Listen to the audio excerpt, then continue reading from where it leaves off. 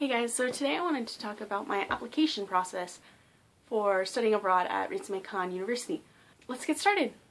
So first of all, I had to apply to get into the exchange program at my university before I could even apply to Ritsumeikan. So first thing I needed was a statement of purpose. So kind of like a letter saying why I wanted to study abroad, how it would benefit me, both academically and with my career choices and stuff like that. So that part's pretty easy. Then I had to do submit an official transcript, $275 application fee. Now that is just so kids won't apply to it and not take it seriously, because that can happen a lot where students apply to study abroad and then they're like, actually no, I don't want to do it. You know, when you pay $300, almost $300 for just applying to it, you're gonna want to do it. So I mean, I didn't see an issue with that. I needed to do electronically sign an intent to study abroad, participant code of conduct, acknowledgement of risk and conditions of participation, special needs or circumstances, and do a study abroad interview.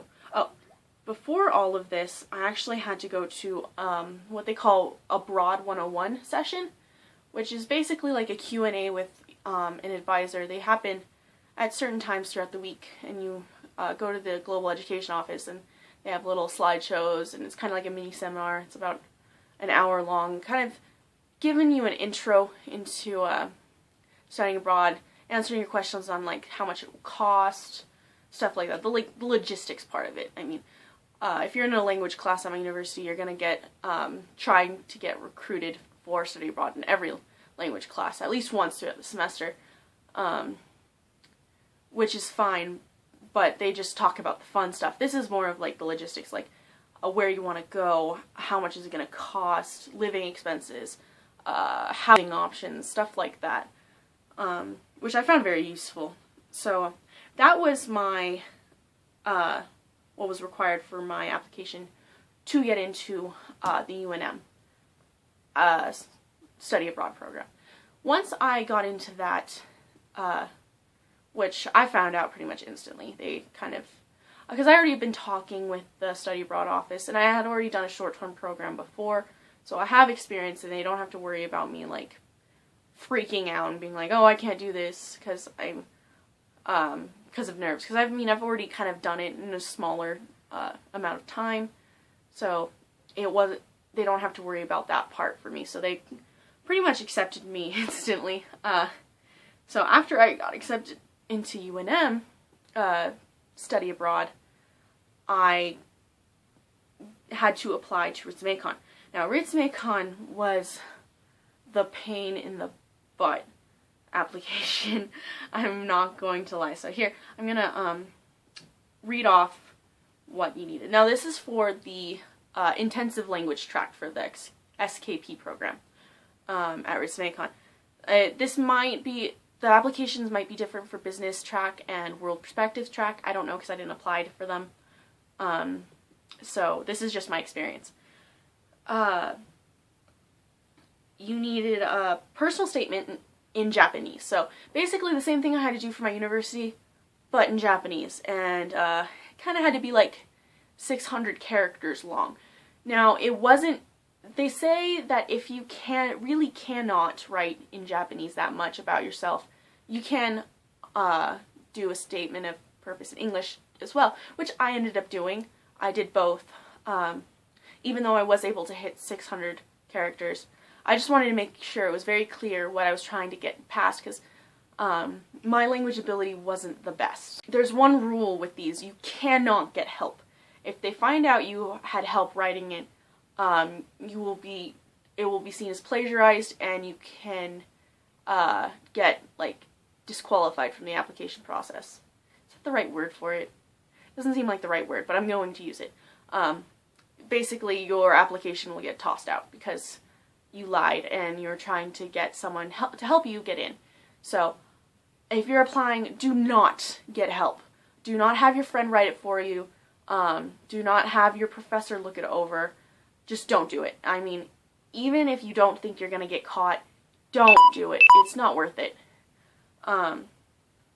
So, after that, you have to have both a letter of recommendation and a statement of Japanese language proficiency. These both have to be by professors at your home university.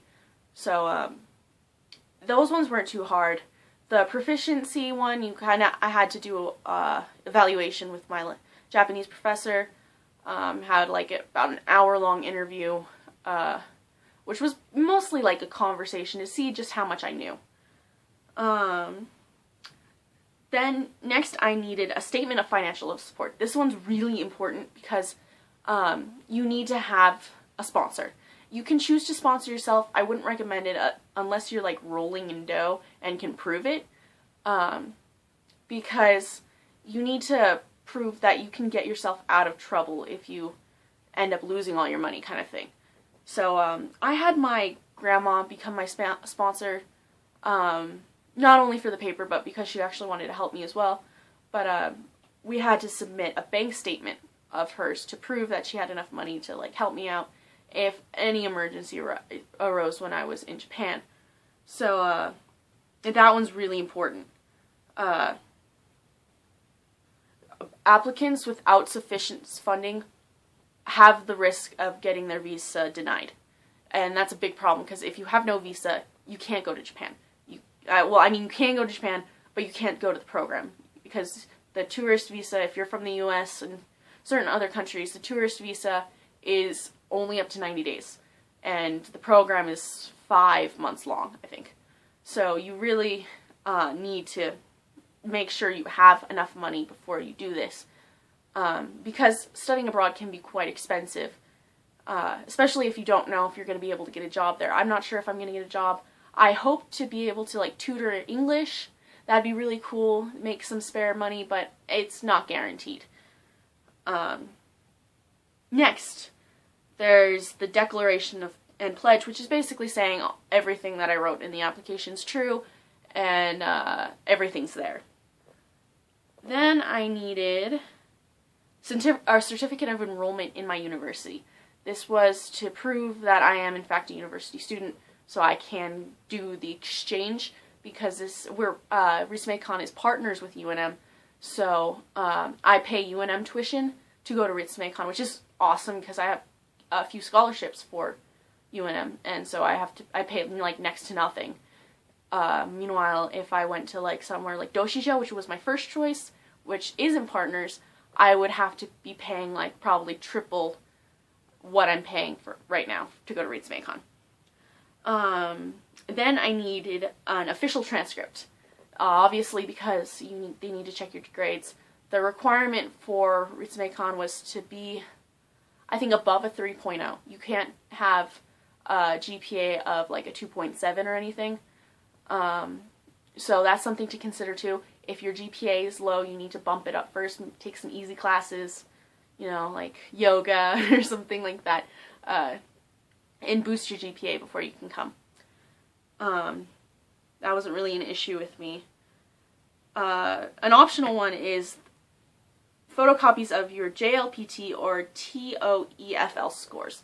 JLPT, as many of you know, is the Japanese language proficiency test. So if you're going to take classes with the regular university students in Japan, you need to have a Japanese proficiency test score of N2, like passing the N2 test, or N1, obviously. You can't have like an N3 or below, because you just won't understand enough of the class to be able to pass.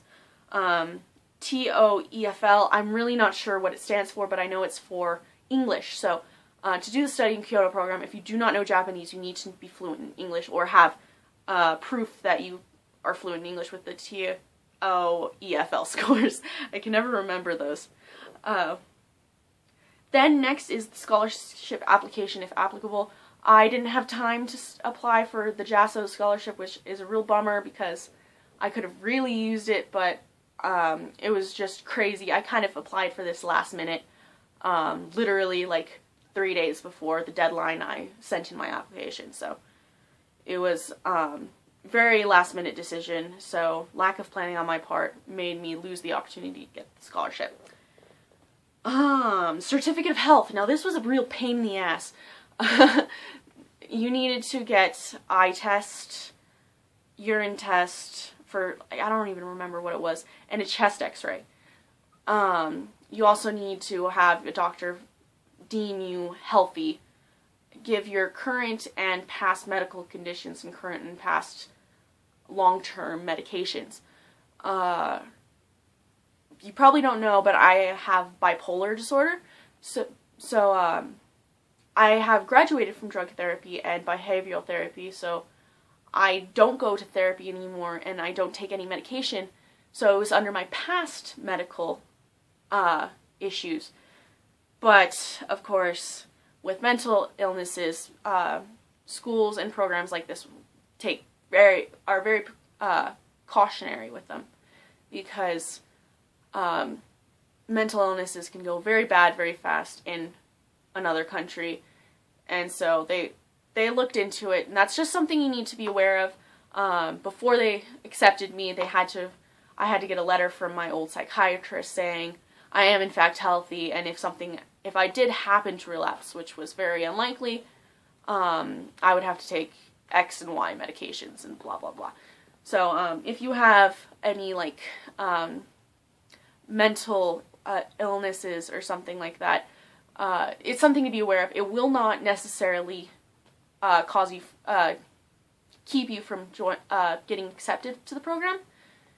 It won't necessarily keep you from getting accepted to the program, but they will look into it a lot more than you expect. And it may feel like, it scared me. I was like, I'm not going to get accepted because I had bipolar, even though I'm better now. And so, yeah. Next, passport photocopy. This is pretty straightforward. Make sure you have a passport. So before you can apply, you have to get a passport. So if you're thinking about it, go get your passport. Just get it over with.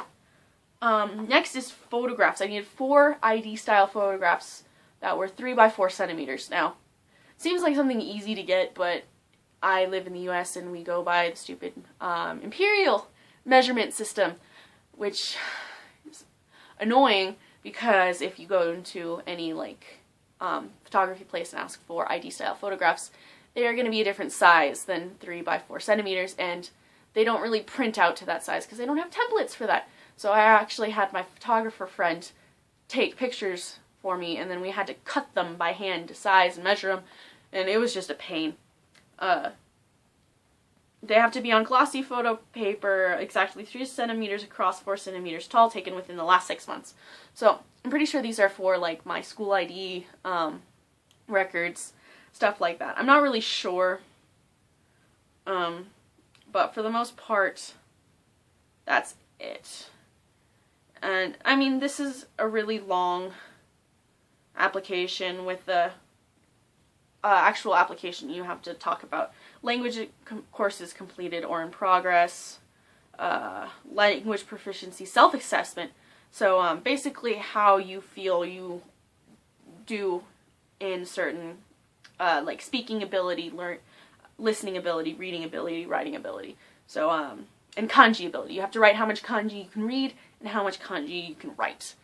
For me, it's probably doubled from the time I actually applied to this, because I've been studying kanji like crazy.